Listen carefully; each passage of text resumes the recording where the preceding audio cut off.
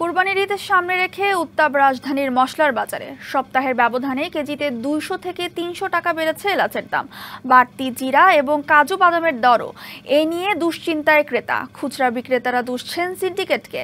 তবে কিছুটা কমেছে সয়াবিন তেল, মাছ, মুরগি সহ কয়েকটি পণ্যের দাম। ঈদুল আজহার বাকি সপ্তাহ দুয়েক, এর মধ্যেই রাজধানীর বাজারে বেড়েছে কোরবানির ঈদ উৎসবের রান্নার অন্যতম অনুষঙ্গ মশলার দাম।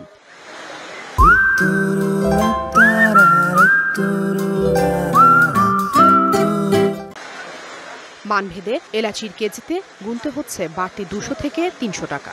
বিক্রি হচ্ছে 4500 থেকে 4800 টাকা কেজি। 50 টাকা বেড়ে জিরার দাম 680 থেকে 700 টাকা। আর কেজিতে 20 থেকে 40 টাকা বেড়েছে কাজু বাদামের দাম। সপ্তাহের তুলনায় সপ্তাহে মোটামুটি এলাচের দামটা কিছুটা বৃদ্ধি পেয়েছে। পাউজিকে প্রতি কেজিতে 2 থেকে 300 টাকা বৃদ্ধি পেয়েছে। আর অন্যান্য যেই মশলা জাতিগুলো আছে এগুলো মোটামুটি কিছুটা অপরিবর্তনশীল। জিরা তো একটু বাড়ছে, ভালো তেমন না আর কি।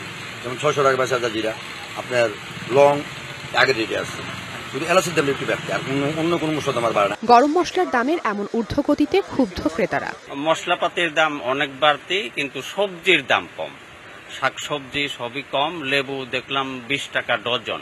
আমাদের আয়ের সাথে যে ব্যয়ের যে এটা অনেকটা সাংঘর্ষিক মনে হচ্ছে। তবে 2 টাকা কমে সয়াবিন তেল বিক্রি হচ্ছে 178 টাকা লিটারে। কমেছে মাছ এবং মুরগির দাম। অপরিবর্তিত আছে পেঁয়াজ, রসুন, আদা, ধনে গুঁড়ার দাম। Afrin Anwar, DBC news, Dhaka.